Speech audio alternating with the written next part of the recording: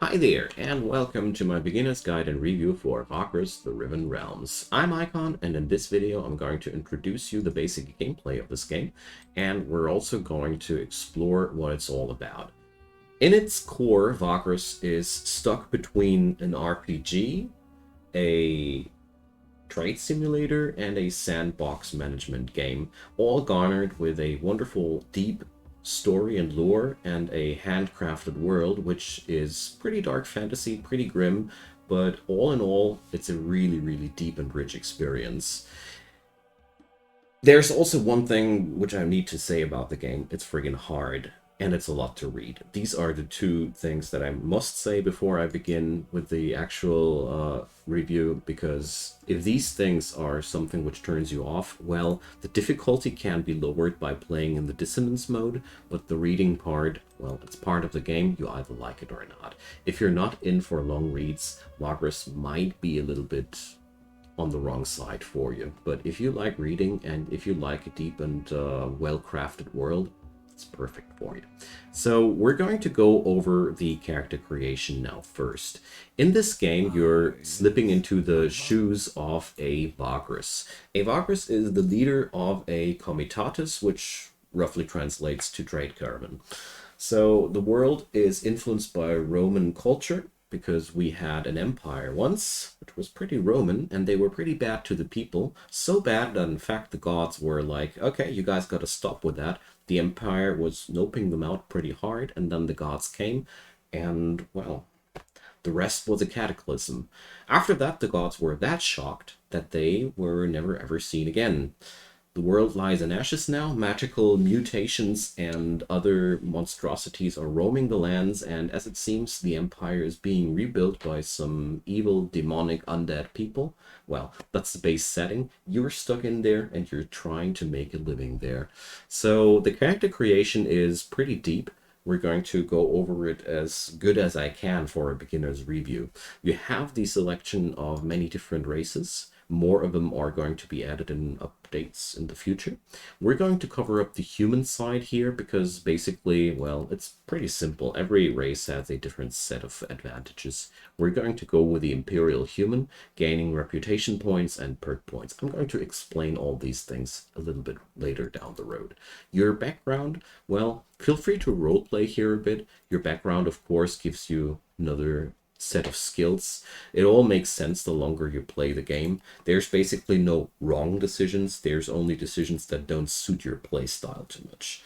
So for my personal experience, pick the first time whatever, and the next time you know what you actually are striving for in the game. So background goes veteran, why not? For your calling determines how your caravan is composed at the beginning. So the starter background or the starter calling is the trader, where you're just a merchant caravan basically. You can also go for a mercenary or explorer caravan. I'm not going to go deeper into these paths because they have a completely different gameplay. We're going to start out with the trader background, and I strongly recommend you to do the same when you're new around this one, because combat and exploration are even more difficult than the basic gameplay. So, with the trader background, we see here lots of other points, lots of points coming together. I'm going to leave them as they are. We're going to explain that once we are at the correct spot. The ambition is your win condition. You either win by wealth, or not win at all because you're just gonna free play, or by gathering a lot of renown. We're going to stick with the wealth code because why not? You've got to have some goal. And here goes the actual thing that I was waiting for. So over here, you see all the perks that your character gained by picking these backgrounds so far, except for the reputation and the caravan boosts. But let's get started first. So resourcefulness is basically your joker resource. Whenever you are at an event or wherever you have a chance of failing, resourcefulness can be used to nudge the chance towards your success. These are limited. You see here we can have a maximum of 3 points of resourcefulness, and they are also limited in the application of leadership. So you have to learn how to use your resourcefulness. So we start out with boost and traverse, which allows us to use our resourcefulness for the effectiveness of our companions in combat or for gaining movement points on the campaign map. As you see here, there are many other ways to utilize your resourcefulness, and you can accustom that to your own play style. Over here go the professions. There's a lot of things you can add in here, and they all give you different bonuses.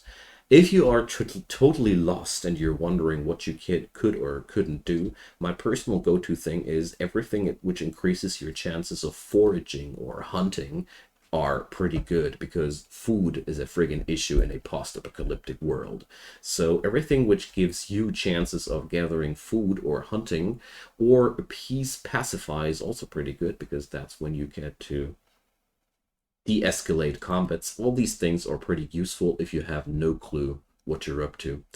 Everything else, well, you can just accommodate to your own playstyle once you have more of an idea what you're doing there. Your character's attributes are basically roleplay things. So as you see here, almost none of these give you an intrinsic bonus, except for perceptive, gives you vigilance bonuses, and a peace. And I think that's it. So most of these attributes come into play in events during the game, story events and such. So it's never wrong to increase your attributes, and it's sadly really impossible for me to give you a perfect build or such. Just try it out and find what you like. Two things to cover up. Insight is basically your experience points, which you use to increase your stuff. And authority determines how many deputies you can assign to your comitatus. What deputies are and all these things, we're going to cover that later down the road. Two things before we start. When you start out and you are pretty new to this game, reputation points are really cool, because high reputation, more friends. More friends, better option to survive in this godforsaken world. And the other thing, items that give you extra, well, here, extra storage equipment, beast lures, all these things are equipment which will be in one or another way always very, very useful, because equipment is costly and money is rare. All right, let's get into the game.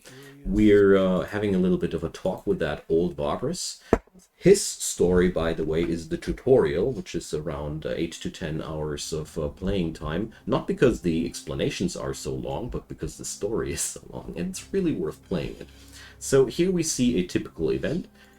Well, here's the description of what's happening in the morning. We're going to talk to the old man. He's going to give us some advice where we can find companions in the next big town. I'm skimming through this text because it's just way too much to get it read out in this tutorial. Take your time and enjoy the very good reading of this world, because it does add up so much in terms of atmosphere. Okay. Basically, he told us that there's a friend of his at a town called Torzak's Shelter, which could help us with gaining companions. That's the gist of it. And you should definitely take that, because companions are awesome. Up here, we see the overworld. You see there are all these nodes connected by lines. The number here depicts the amount of movement points necessary to traverse this distance. Up here in the left corner, we see our movement points. And the red ones are our march movement points. That's what you can do when the people are not willing to move anymore. The other stats here, well, let's click in there. We're going to get over them, are your, well, the well-being of your comitatus, in short. There's moral, obedience, nutrition, and vigor. Moral is, well, pretty self-explanatory. The lower, the more problems you'll get. Obedience is only concerning your slaves, because, you know, what's a post-apocalyptic world without slavery? And you're totally down with it. You don't even get any chance to say no to that. You're just part of that system. But to put one good thing there, you can liberate slaves to increase your moral and turn them into workers, so you don't have to be that heartless.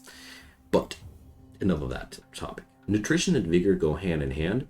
If nutrition goes too low, vigor goes lower, and if vigor goes low, your people are dying, and if vigor is empty, you're dying too.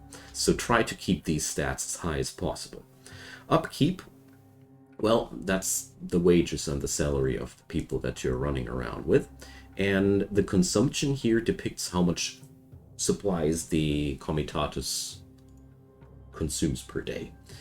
Over here, we see the workforce. The green number is our actual workforce, and the black number is the workforce needed to keep the Comitatus rolling. One thing up ahead, try to keep these numbers as closely balanced to another as possible, but don't go too close. Like, don't have a workforce like of 6.5 of 6.45 needed, because you never know when disaster strikes. It's always good to have a handful of people too much, but not too many. Now, over there, we now see our crew details down there. That's basically your ledger of your comitatus. And there are a couple of stats which I want to explain too. That's crew combat. That's basically your attack chance when there are two comitati crashing into another, or if your comitatus is fighting wild beasts. And the shield depicts your defensive power, which is basically your chance of getting away unscathed whenever you get attacked. So you always have to beat the enemy's shield value when you want to attack, and the enemy has to beat your shield value when they attack you. That's the gist of it. Alright, up here we also see the money we got. That's pretty self-explanatory, I think. Up there we see the composition of our comitatus. Pretty important to note is that outriders can be created out of fighters and mounts. So you can create outriders which have a higher fighting power, and we can see that down here. We see that the outrider has an attack power of 8, shield rating of 2, and eats this amount. And it also brings up some working force. Well, give me a sec.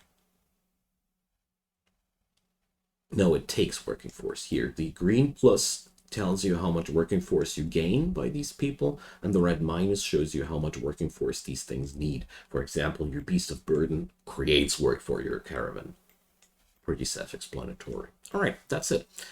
Let's get over to the cargo menu. We see over here the equipment of our actual beasties. There's a lot of things you can equip there, and they do a lot of different bonuses.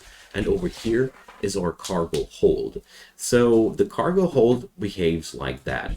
Every full stack is 20 units of cargo space in here. So basically we can carry 5 full stacks with that 100 units of cargo capacity. I don't know why it's broken down like that, but it works like that. If you hover over a good, you see how many units of that good can be stored on one stack.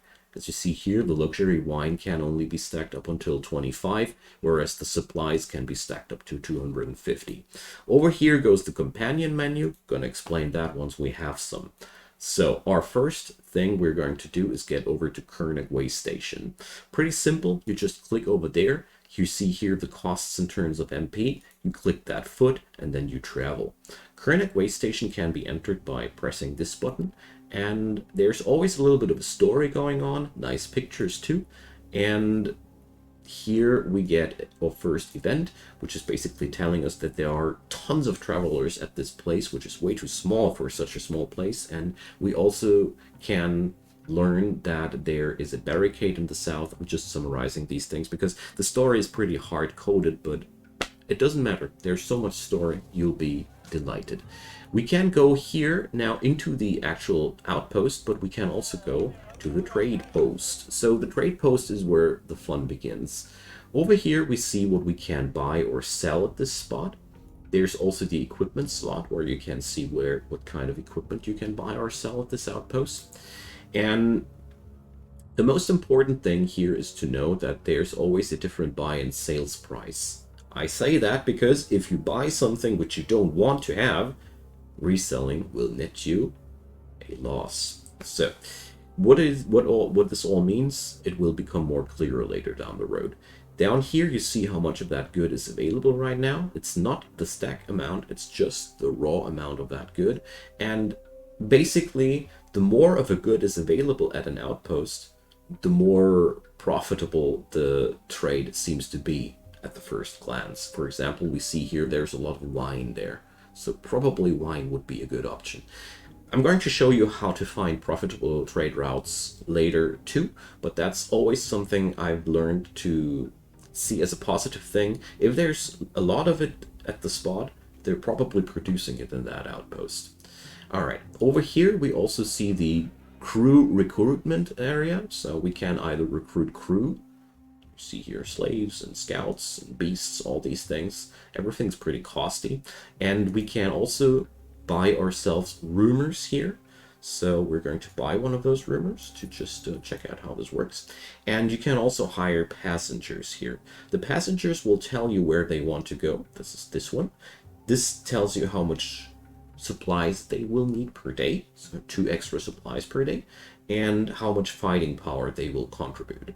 If you want to know where these people want to go, just left click that place and it'll be shown on your map. The red flag is where you're sitting at right now. So if you click there, you also can see that here it's 3 to 5 days of travel, and that's pretty informative.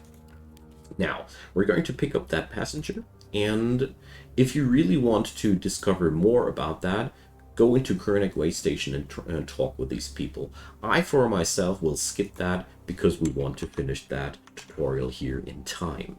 Now, we're going to travel further here, and now you see I could go for a red march here. So we're going to do that once, and here you see we have used these. You shouldn't do this too much, because the more you do this, the more unhappy your people will get. So we're going to push them to the max here for once. And you see here now there's nothing more we can do. So overstraining your comitatus is something you can do, but you shouldn't do too often, because it will ultimately drain the vigor and the moral of your people. The more you do it, the more unhappy they will go. Here is the camp screen. Important things for this one here. You can either choose to pay your comitatus now or later. Every one of these settings that you want to save, just put in the log to make it a permanent setting or not. You can always offer double wages in case you have a shortage of moral. You can always use these little buttons here. So you see the encourage leadership perk is required to unlock. Remember resourcefulness. If I had the encourage perk, I could use my resourcefulness for this one. Now, there's obedience of the slaves. You can either discipline or liberate them. A lot of these things should be already not too foreign to you. Really important down here is hunting and foraging. You see, hunting and foraging will always need some extra movement points here. And if you don't have enough movement points, it will drain vigor from your caravan. So you shouldn't do that. Down here is the success meter. You see we have a 0% chance of a critical failure. We have a 100% chance of a normal failure.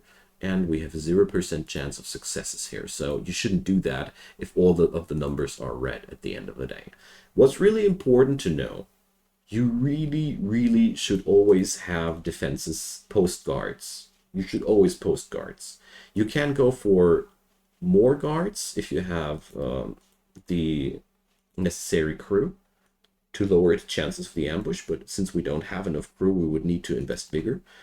But never go for no guards. As you see here, the only thing we would gain is vigor. You can do that as a last resort, of course, but usually go for this resolution and you're good to go. If you have enough movement points left over and or good chances and good skills of foraging, go for it. Let's end the day. And another thing that I want to show you here is you can always scout. Scouting gives you an option to check out the surrounding nodes. So we can see here we have 2 scouts, and let's send that scout to the slot 2. We're going to bring them over here, and again you see here 2% chance of a critical fail, 13 of a normal fail, and so on and so forth. We can again use resourcefulness. This little arrow button is always available when there's resourcefulness available. And we see here we will need 2 movement points to get that done. You can also split your scouts up like that, just like you want to. We're going to send them now. And what this did now was we're getting information. We get the information that there's nothing happening over there. We could also see our chances of getting attacked, but more importantly, the chances of hunting and foraging. Because right now, if you look at it really closely, we're sitting on a road. Of course, on a road, your foraging chances are worse than in the wilderness. Therefore, you should always try to forage more in the wilderness. But beware. The wilderness attracts more and more dangerous things, and yeah, I think you already got the idea. You should really, really be careful with these things. Okay, we're now traveling over to the next outpost. Up here, we also see how many supplies we got. And there's Torzak's shelter. Once we hit Torzak's shelter, I'm going to explain a couple of other things that are happening in this game. So let's go for the chart first. Welcome to the entire world that you can traverse. This is really the entire world. And the most delightful thing is your map is friggin' incomplete.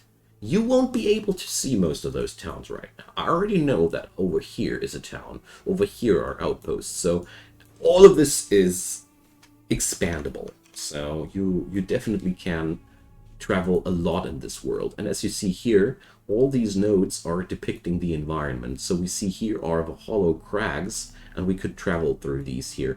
Also, you can't drag and drop this map. You really only see as far as you are. If you want to have a further vision on the world, you have to use the map. I like that part of the game. Now, the other thing that I want to introduce to you is the journal. The journal is really good. The journal is kind of like a quest log, but also remember the rumor we bought? Here is the rumor of the blocked trade routes, and they say that wine might fetch an especially good price up north. So we could have bought wine. I just wanted to get that into your attention. And of course, here's the tasks, here's news, and here's all manner of different things. Basically, if you ever found an information and you're missing it, there's the spot you should go for. The codex is basically where you store all your information about the world, and it's really, really cool because you learn a lot about the world there. So also pretty noticeable, everything in the codex, every codex entry you unlock yields you new and fresh insight. Insight is gained by a lot of different things, but you get the idea. Over here also is our renown, basically kind of like a level of your VAGRUS. So let's enter Torzak's shelter. Big town. We have to approach the guards and pay some tax there, and then we get to deliver our travelers. They even tipped us, and now we're at Torzak's shelter. This is a big town where you can explore the city and get to go for a stroll. There's the Undercity, where there's many different things. There's the Civic District featuring gardens, libraries. So there's really, really a lot to explore. Two things. Whenever you go exploring and you don't know what's up there, save your game beforehand. If you are insecure if it's dangerous or not, save your game beforehand. And if you are really new to something, save your game beforehand. What I'm trying to say is this game is no permadeath game. Use that to your own advantage. There are so many things that can screw you over hard.